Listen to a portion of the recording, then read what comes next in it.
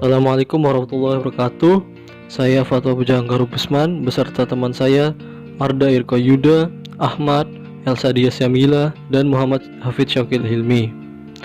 Di sini untuk yang pertama saya akan menjelaskan tentang latar belakang. Selama wabah, ada risiko yang lebih tinggi bagi beberapa kelompok pekerja yang berada di garis depan tanggap darurat, seperti pekerja perawatan kesehatan dan khususnya mereka yang secara aktif terlibat dalam penanggulangan wabah, atau responden pertama dari tim medis darurat, pekerja perawatan kesehatan di unit gawat darurat, dan unit perawatan khusus, transportasi, dan pertolongan pertama.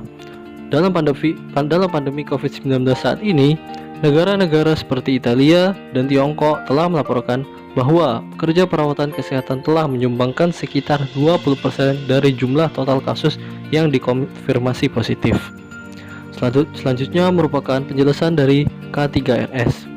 Keselamatan dan kesehatan kerja rumah sakit yang selanjutnya disingkat K3RS adalah segala kegiatan untuk menjamin dan melindungi keselamatan dan kesehatan bagi sumber daya manusia rumah sakit, pasien, pendamping pasien, pengunjung, maupun lingkungan rumah sakit melalui upaya pencegahan kecelakaan kerja dan penyakit akibat kerja di rumah sakit. Gejala virus corona dan cara pencegahannya. Virus corona merupakan jenis penyakit zoonosis. Infeksi virus akan menyebar dari hewan ke manusia.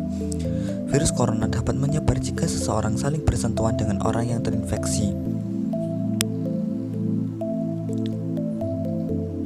Gejala virus corona.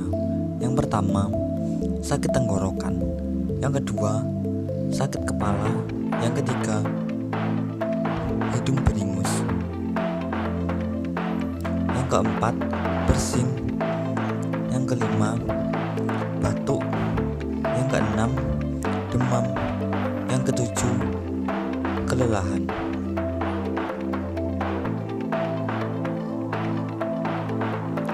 Cara pencegahan virus corona: hindari makan daging mentah dan telur. Hindari area berasap atau merokok. Segera minum obat jika muncul gejala. Cuci tangan setelah bersin atau batuk. Tutup mulut saat batuk. Jika terinfeksi, hindari kontak dengan orang-orang. Penjelasan mengenai APD bagi kesehatan dan keselamatan kerja. APD atau juga dikenal Personal Protective Equipment merupakan alat-alat yang digunakan untuk melindungi keselamatan pekerja ketika melakukan pekerjaan yang berpotensi atau berisiko kecelakaan atau bahaya. Menurut Permenaker Nomor 8 Tahun 2010, APD sendiri didefinisikan sebagai suatu alat yang mempunyai kemampuan untuk melindungi seseorang guna mengisolasi sebagian atau seluruh tubuh dari potensi bahaya di tempat kerja. Peraturan yang diberikan Menteri Ketenagakerjaan tersebut merupakan landasan hukum serta panduan untuk kita memahami dan menerapkan perlindungan dengan alat pelindung diri atau APD. Tidak hanya itu, menggunakan alat pelindung diri juga seharusnya disesuaikan dengan kebutuhan pekerjaan serta potensi bahaya dan risiko pekerjaan. Hal tersebut berguna agar APD yang digunakan dapat efektif melindungi diri pekerja. Menjelaskan sumber daya APD di rumah sakit bagi kesehatan dan keselamatan kerja. Berdasarkan permodelan WHO, setiap bulannya penanganan virus corona di dunia akan memerlukan 89 juta masker medis, 76 juta sarung tangan, dan 1,6 juta pelindung mata. Untuk mengoptimalkan ketersediaan APD, WHO merekomendasikan 3 strategi kepada pihak-pihak yang terlibat dalam penanganan pandemi corona. Yang pertama, meminimalkan penggunaan APD dengan berbagai prosedur. Prosedur yang dimaksud seperti penggunaan pembatas dari gelas atau plastik di area yang pertama kali didatangi pasien. Kemudian, melarang petugas medis memasuki ruang pasien bila tidak terlibat dalam pelayanan langsung. Yang kedua, penggunaan APD sesuai risiko. Yang ketiga, mengkoordinasikan rantai pasok APD baik dalam lingkup nasional maupun internasional. Yang terakhir ini mencakup perhitungan perkiraan kebutuhan APD pengawasan atas permintaan dan distribusi APD, serta penerapan manajemen permintaan APD yang tersentralisasi. Pada kali ini, saya akan mengulas tentang karakteristik atau macam-macam APD bagi kesehatan dan keselamatan kerja. Alat pelindung diri atau APD terbagi menjadi 3 bagian, yaitu APD bagian kepala, APD bagian tubuh, dan APD bagian tubuh lainnya. Dari ketiga bagian tersebut, selanjutnya akan diulas secara lengkap. Yang pertama, APD bagian kepala, yaitu berupa topi pelindung, kacamata pelindung, penutup telinga, penyumbat telinga, respirator, dan masker. Kemudian APD bagian tubuh, yaitu berupa apron, windbreak, jas hujan, pelampung, rompi pengaman. Dan kemudian yang terakhir, APD bagian tubuh lainnya, yaitu berupa sarung tangan, sabuk pengaman, dan sepatu pelindung. Berikut rekomendasi standar penggunaan APD untuk penanganan COVID-19 bagi petugas kesehatan. Pada tingkat pertama, yaitu masker bedah, baju kerja, sarung tangan karet sekali pakai.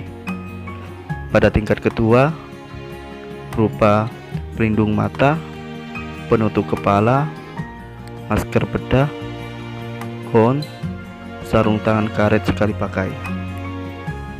Dan pada tingkat yang terakhir, yaitu berupa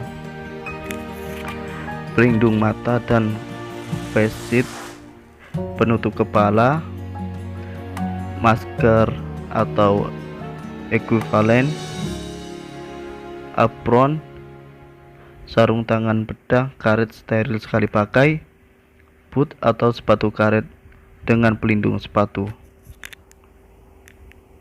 Pemilihan APD untuk mencegah infeksi virus corona tidak bisa dilakukan sembarangan. APD yang ideal untuk mencegah dan melindungi tubuh dari paparan virus corona memiliki kriteria tertentu, yakni yang pertama, mampu melindungi tubuh dari percikan dahak yang mengandung virus corona. Yang kedua, tidak mudah rusak. Yang ketiga, ringan dan tidak membatasi gerak atau menimbulkan rasa yang tidak nyaman. Yang keempat, mudah dibersihkan. Yang kelima, prosedur penanganan APD bekas pakai. Yang keenam, setelah selesai digunakan, APD sekali pakai maupun yang bisa dipakai ulang harus dimasukkan ke dalam kantong plastik khusus dan dikemas secara terpisah. Berikut adalah beberapa hal yang perlu diperhatikan dalam penanganan APD bekas pakai.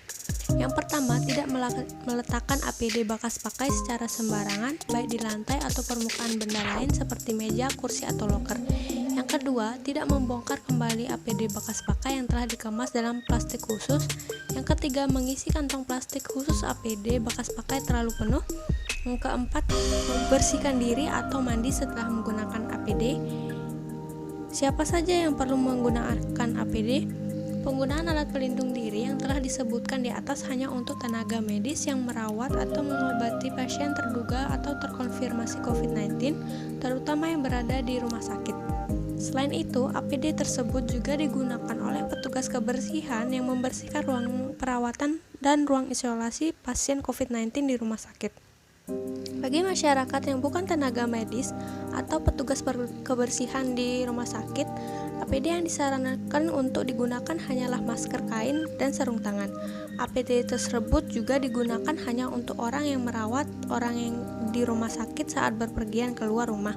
APD yang perlu dipakai hanyalah masker kain. Kesimpulan, alat pelindung diri atau yang biasa kita sebut dengan APD digunakan untuk melindungi dari penularan virus, khususnya virus corona atau COVID-19. Untuk tenaga kesehatan yang melakukan tindakan pelayanan kesehatan berisiko tinggi seperti tindakan bedah atau tindakan lain yang memiliki risiko penularan tinggi harus menggunakan APD yang telah memenuhi standar mutu dan keamanan. APD dengan standar dan material selain yang tercantum pada penjelasan ini dapat dapat digunakan sesuai kebutuhan oleh tenaga kesehatan atau pengguna yang tidak melakukan tindakan atau bersentuhan dengan pasien yang berisiko tinggi tertular. Saran: alat pelindung diri atau APD yang dibutuhkan oleh tenaga medis dalam penanganan virus corona atau COVID-19 memang banyak, karena mereka berada di garis terdepan saat pandemi ini dimulai. Oleh karena itu, kontribusi Anda sebagai masyarakat membantu para dokter dan tenaga kesehatan lainnya mendapatkan APD ternyata cukup penting.